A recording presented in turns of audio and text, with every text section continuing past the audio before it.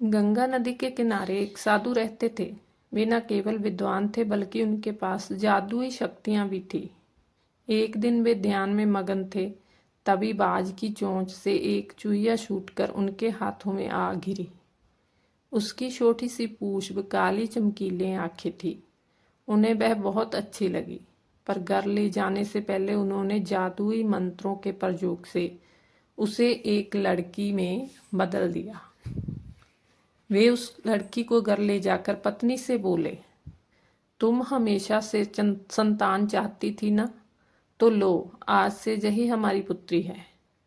इसे पूरी देखभाल व स्नेह से पालो। साधु की पत्नी भी अपनी पुत्री को देख प्रसन्न हो उठी। वह उसे राजकुमारी की तरह पालने लगी। साल बीतते गए। नन्ही लड़की एक सुंदर युवती बन गई। जब वह 18 वर्ष की हुई तो साधु व उसकी पत्नी उसके लिए वर तलाशने लगे।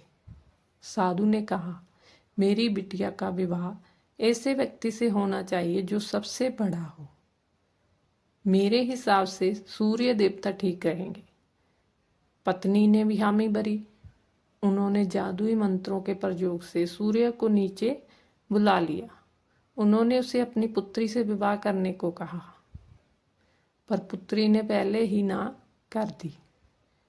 वह बोली, पिताजी, यह तो बहुत गर्म है। मैं उससे विवाह करूंगी जो इससे भी बेहतर हो। साधु निराश हो गए। उन्होंने सूर्य से कहा कि वे ही कोई वर सुझाएं। सूर्य ने कहा, बादलों के देवता से बड़ा कौन होगा? उनमें तो मेरी किरणों को भी रोकने की शक्ति है। साधु ने बादलों को नीचे बुलाया व अपनी पुत्री से विवाह करने को कहा, पर इस बार फिर पुत्री ने मना कर दिया। वह बोली, ये तो कितना बदसूरत है, मैं इससे विवाह नहीं कर सकती। साधु ने बादल देवता से कहा कि वही कोई अच्छा सा वर सुझा दे। वे बोले, पवन देवता ठीक रहेंगे, क्योंकि वे तो मुझे भी अपने फूंक से उड़ा देते हैं। साधु ने पवन देवता को बुलाकर अपनी पुत्री से विवाह करने को कहा। पुत्री ने फिर इनकार कर दिया। वे बोली, मैं इससे शादी नहीं करूंगी। ये तो कहीं टिकते नहीं, हमेशा यहाँ वहाँ भागते रहते हैं। साधु ने पवन देवता से पूछा, क्या मेरी पुत्री के लिए ऐसा वर हो सकता है जो आपसे भी बेहतर हो?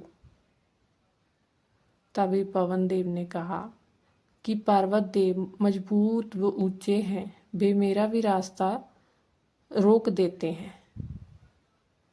साधु ने पर्वत देवता से कहा कि वह उसकी पुत्री से विवाह कर ले, लेकिन पुत्री ने इस बार फिर मना कर दिया। वह बोली, ये तो बहुत लंबे, सख्त व कठोर हैं, मैं इनसे विवाह नहीं कर सकती। इनसे भी कोई बेहतर चाहिए। पर्वत देवता ने पूछने पर चूहे का नाम सुझाया। वे बोले, माना मैं काफ़ी सख्त, मजबूत व ऊंचा हूँ, पर चूहे मुझ में भी आसानी से बिल बना सकते हैं। साधु ने चूहे को बुलाया। उसे देखते ही उसकी पुत्री खुशी से उछल पड़ी। हाँ पिताजी, यही तो है वह, मैं जिससे शादी करना चाहती थी। साधु ने सोचा, इसे ही किस्मत कहते हैं। यह एक चूहिया थी और एक चूहे से विवाह करना ही इसके भाग्य में लिखा है। उन्होंने जादुई मंत्रों के प्रभाव से पुत्री को फिर से चूहिया बना दिया। चूहा व चूहिया विवाह करके खुशी खुशी रहने लगे। तो बच्चों, इस कहानी से शिक्षा मिलती है, कोई भी अपने मूल स्वभाव को नहीं बदल सकता। तो ये थी हमारी आज की हिंदी की कहानी। और भी नई नई कहानियाँ सुनने के लिए चैनल को सब्सक्राइब कीजिए प्लीज़। Thank you.